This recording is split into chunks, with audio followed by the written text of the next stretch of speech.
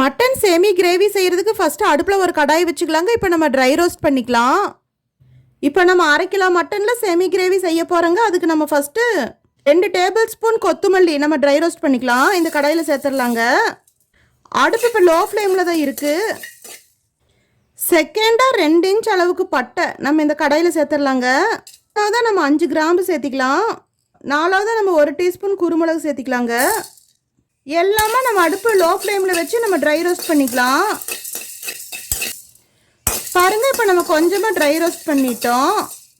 நம்ம ஃபஸ்ட்டே சீரகம் சேர்த்துடக்கூடாது. சீரகம் சீக்கிரம் கரிஞ்சிருங்க. அதனால நம்ம லாஸ்ட்டாக தான் சீரகம் சேர்த்திக்கணும். 2 வரமிளகா பிச்சு போட்டு சேர்த்திக்கலாங்க. கடைசியாக நம்ம 15 பல் பூண்டு சேர்த்திக்கலாங்க.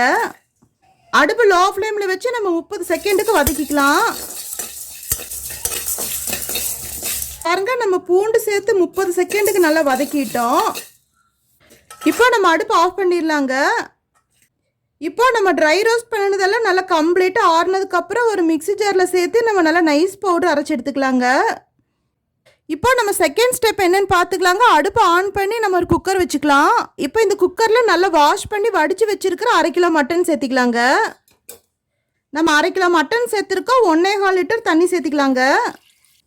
இந்த குக்கரில் சேர்த்துடலாம். இப்போ அடுப்பு ஹை ஃப்ளேமுக்கு மாற்றிக்கலாம். 1 டீஸ்பூன் உப்பு சேர்த்திக்கலாங்க. 1 டேபிள் ஸ்பூன் மட்டன் மசாலா சேர்த்திக்கலாம். பாருங்கள், இப்போ நம்ம இந்த குக்கரில் உப்பு மட்டன் மசாலா சேர்த்துருக்கோம். இப்போ அடுப்பு ஹை ஃப்ளேமில் தாங்க இருக்குது. நம்ம மூடி போட்டு விசில் செட் பண்ணி நம்ம ஹை ஃப்ளேமில் 5 விசில் விட்டுக்கலாங்க.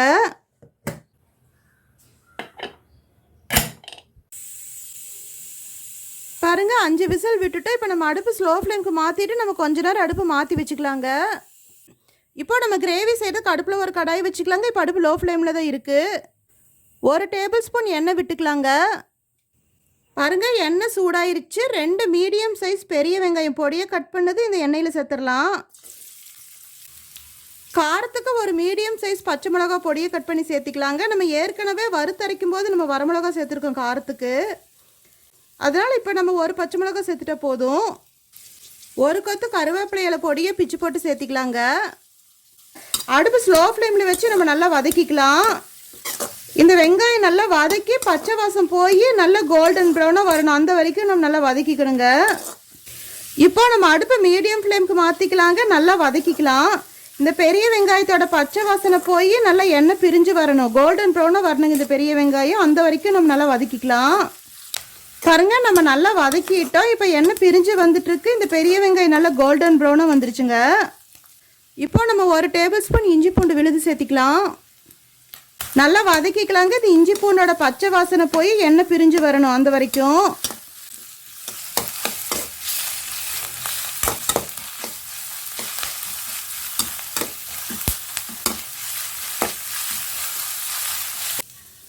பாருங்க, நல்லா வதக்கிட்டு இஞ்சி பூண்டோட பச்சை வாசனை போய் எண்ணெய் பிரிஞ்சு வந்துட்டுருக்கு. இப்போ ஒரு சின்ன சைஸ் தக்காளி பொடியை கட் பண்ணி சேர்த்திக்கலாங்க. நல்லா வதக்கிக்கலாம். இந்த தக்காளி நல்லா மசிஞ்சு கூழ் பதம் வரணும். அந்த வரைக்கும் நம்ம நல்லா வதக்கிக்கணுங்க. அடுப்பு இப்போ மீடியம் ஃப்ளேமில் தான் இருக்குது. பாருங்கள், நம்ம நல்லா வதக்கிட்டோம். தக்காளி மசிஞ்சு கூழ் பதம் வந்துருச்சு. இப்போ நம்ம குக்கரில் வேக வச்சிருக்கிற மட்டன் அந்த தண்ணியோடு சேர்த்துடலாங்க. இப்போ நம்ம அடுப்பு ஹை ஃப்ளேமுக்கு மாற்றிக்கலாம். இங்கே நல்லா கொதிச்சு வந்துட்டுருக்கு. நம்ம 1/4 டீஸ்பூன் மஞ்சள் பவுடர் சேர்த்திக்கலாம். நம்ம மிக்சியில் அரைச்சி வச்சிருக்கிற அந்த பவுடர் எல்லாமே சேர்த்திக்கலாங்க. நல்லா மிக்ஸ் பண்ணி விட்டுக்கலாங்க. இப்போ நம்ம ஒரு தடவை செக் பண்ணிக்கலாங்க. உப்பும் காரமும் கரெக்டாக இருக்கான்னு. நம்ம மட்டன் வேக வைக்கும் போது உப்பு போட்டிருந்தோம். பத்தலன்னு இப்போ கொஞ்சம் சேர்த்திக்கலாம். நம்ம வறுத்தரைக்கும் போதே வரமிளகா சேர்த்துருந்தாங்க. அப்படி ஒரு வேளை காரம் பத்தலைன்னா நம்ம கொஞ்சம் வரமிளகாத்தூள் போட்டுக்கலாம். பாருங்கள், இப்போ நம்ம பார்த்துட்டோம். உப்பு பத்தாத மாதிரி இருக்குது. அதனால் 1/4 டீஸ்பூன் அளவுக்கு நம்ம உப்பு சேர்த்திக்கலாம். காரமும் கொஞ்சம் பத்தலைங்க. அதனால் 1/4 டீஸ்பூன் அளவுக்கு நம்ம வரமிளகா பவுடர் சேர்த்திக்கலாம். நம்ம மட்டன் வேக வைக்கும் போதே நம்ம மட்டன் மசாலா தூள் போட்டோங்க. அதனால் இப்போ நம்ம சேர்க்க தேவையில்லை. அடுப்பு இப்போ ஹை ஃப்ளேமில் தான் இருக்குது. 5 நிமிஷம் நல்லா கொதிக்கட்டும். பாருங்க, நல்லா கொதிச்சு வந்துட்டுருக்கு. நம்ம 1 டீஸ்பூன் கரம் மசாலா பவுடர் சேர்த்திக்கலாம். பாருங்க, ஹை ஃப்ளேமில் 5 நிமிஷம் கொதிச்சு நல்லா செமி கிரேவியாக வந்திருக்கு.